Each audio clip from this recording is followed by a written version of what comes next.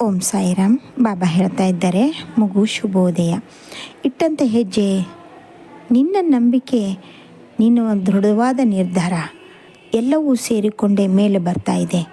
ಮೇಲೆ ಬರುವಾಗ ನಾನು ನಿನಗೆ ಸಹಾಯ ಮಾಡಲಿ ನಿಂತೇ ಇದ್ದೇನೆ. ಜೊತೆಗೆ ನಿಸರ್ಗ ದೇವತೆ ನಿನ್ನನ್ನು, ಪ್ರಕೃತಿ ದೇವತೆ ನಿನ್ನನ್ನು ಆಶೀರ್ವಾದ ಮಾಡಲೆಂದೇ ಬಂದಿದ್ದಾಳೆ. ಚಿಂತೆ ಮಾಡಬೇಡ. ಇಟ್ಟಂಥ ಹೆಜ್ಜೆ ಶೀಘ್ರವಾಗಿ ಎಲ್ಲವೂ ಫಲ ಕೊಡ್ತಾ ಇದೆ. ಅವಕಾಶಗಳು ಮೇಲಿಂದ ಮೇಲೆ ಬರ್ತಾ ಇವೆ. ಎಲ್ಲಕ್ಕಿಂತ ಹೆಚ್ಚಾಗಿ ಜವಾಬ್ದಾರಿ ನಿನಗೆ ಹೆಚ್ಚಾಗಿದೆ. ಈ ಜವಾಬ್ದಾರಿಯಿಂದ ನುಣುಚುವಂಥ ಕೆಲಸ ಅಲ್ಲ, ಪರಿಪಕ್ವತೆಯಿಂದ ದೃಢ ನಂಬಿಕೆಯಿಂದ ಮಾಡು. ಎಲ್ಲವೂ ನೀನು ನಿಭಾಯಿಸ್ಕೊಂಡು ಹೋಗುತ್ತೀಯ. ಚಿಂತೆ ಮಾಡಬೇಡ. ಹಾಗೆಯೇ ಇಂದು ಮತ್ತು ನಾಳೆ ಬರುವಂಥ ಅತಿಥಿಗಳು ಶೀಘ್ರವಾಗಿ ನಿನಗೆ ಎಲ್ಲ ಸಲಹೆಯನ್ನು ಕೊಟ್ಟು ಆರ್ಥಿಕ ಸೌಲಭ್ಯವನ್ನು ಕೊಡ್ತಾ ಇದ್ದಾರೆ. ಅವರ ಮಾತು, ಅವರ ಲಕ್ಷ್ಯವನ್ನು ನಿರ್ಲಕ್ಷ್ಯ ಮಾಡಬೇಡ. ಎಲ್ಲ ಒಳ್ಳೆಯದೇ ಆಗ್ತಾ ಇದೆ. ಹಾಗೆ ಅಲ್ಲ ಕಂದ, ಬರುವಂಥ ದಿನಗಳು ಅಭ್ಯುದಯ ಕಾಲ.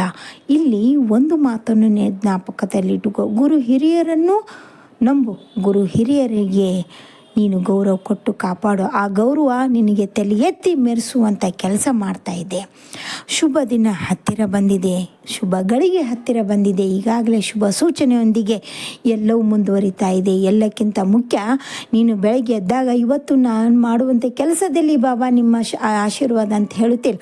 ಆಶೀರ್ವಾದದಲ್ಲೇ ಎಲ್ಲವೂ ಇದೆ. ಶೀಘ್ರದಲ್ಲೇ ಮತ್ತೊಂದು ಅವಕಾಶ ನಿನ್ನ ಕಾಲ ಕೆಳಗೆ ಬರ್ತಾ ಇದೆ. ನಮಸ್ಕಾರ ಮಾಡು. ನಿನ್ನ ತಂದೆ ತಾಯಿ ಹೇಳಿಕೊಟ್ಟಂಥ ಪಾಠದಿಂದ ಕಲಿ. ನಿನ್ನ ತಂದೆ ಹೇಳಿಕೊಟ್ಟಂಥ ಮಾರ್ಗದಲ್ಲಿ ನಡೀತಾ ಇದೆ. ಆ ಮಾರ್ಗ ನಿನಗೆ ಭವಿಷ್ಯದಲ್ಲಿ ಉಜ್ವಲವಾಗಿ ನಿಂತು ಗೌರವ ತರುವಂಥ ಕೆಲಸ ಆಗ್ತಾ ಇದೆ ಕಂದ. ಚಿಂತೆ ಮಾಡಬೇಡ. ಹಾಗೆಯೇ ಮಗಳ ಮದುವೆ ಹೇಗೆ ಮಾಡೋದಂತ ಯೋಚನೆ ಮಾಡ್ತಾ ಇದ್ದೀಯಾ? ಇನ್ನು 3 ದಿನದಲ್ಲಿ ಒಂದು ವರ ಬರ್ತಾ ಇದೆ. ತನ್ನಿಂದ ತಾನೇ ಬರುವಂಥದ್ದು ವರ, ಶಾಶ್ವತವಾದ ನೆಲೆಗಟ್ಟು. ಆ ವರ ನಿನ್ನ ಮನೆಗೆ ಮಗನಾಗಿ ನಿಲ್ತಾ ಇದ್ದೇನೆ. ಮಗನಾಗಿ ನಿಂತು ನಿನ್ನೆಲ್ಲ ಕರ್ತವ್ಯವನ್ನು ಅವನೇ ನೋಡಿಕೊಳ್ಳೋ ಮಟ್ಟಿಗೆ ಇದೆ. ಚಿಂತೆ ಮಾಡಬೇಡ ಕಂದ. ಆರ್ಥಿಕ ಸಮಸ್ಯೆ ತುಂಬ ಇದೆ ಅಂತ ಇದೆ. ಇವತ್ತು ಕಳೆದದ್ದು ನಾಳೆ ಕಳೆಯಲೇಬೇಕು. ನಾಳೆ ಮುಗಿದ ಆದ ಮೇಲೆ ಹೊಸ ಅಧ್ಯಾಯಕ್ಕೆ ನೀನು ಪ್ರಾರಂಭ ಆಗ್ತಾ ಇದೆಯಾ, ಮುನ್ನುಡಿ ಆಗ್ತಾ ಇದೆಯಾ? ಈ ಮುನ್ನುಡಿಯ ಸಮಯ ಅತ್ಯಂತ ಶೀಘ್ರದಲ್ಲೇ ಎಲ್ಲವೂ ಸರಳವಾಗಿದೆ ಅನ್ನೋ ಲೆಕ್ಕದಲ್ಲಿ ಬರ್ತಾ ಇದೆ. ಜೀವನ ತುಂಬ ಸುಂದರವಾಗಿದೆ ಅನ್ನೋ ಲೆಕ್ಕದಲ್ಲಿ ಬರ್ತಾ ಇದೆ. ಎಂಥದೇ ಸಮಸ್ಯೆ ಇರಲಿ, ಆ ಸಮಸ್ಯೆಗೆ ಪರಿಹಾರ ಇದ್ದೇ ಇದೆ.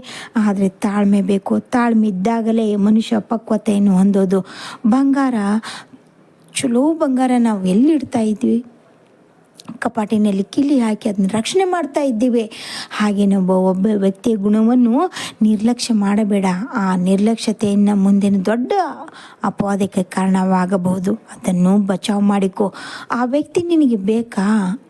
ಅವರು ಆಡಿದಂಥ ಮಾತುಗಳಿಗೆ ಲಕ್ಷ್ಯ ಕೊಡಬೇಡ, ವ್ಯಕ್ತಿತ್ವಕ್ಕೆ ಲಕ್ಷ್ಯ ಕೊಡಕಂದ.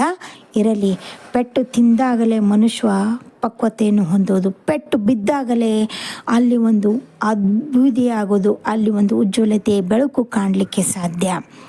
ಈಗ ಮಕರ ಸಂಕ್ರಮಣ ದಿನ ಮೇಲೆ ಜ್ಯೋತಿ ಬರ್ತಾ ಇದೆ. ಹೌದಾ?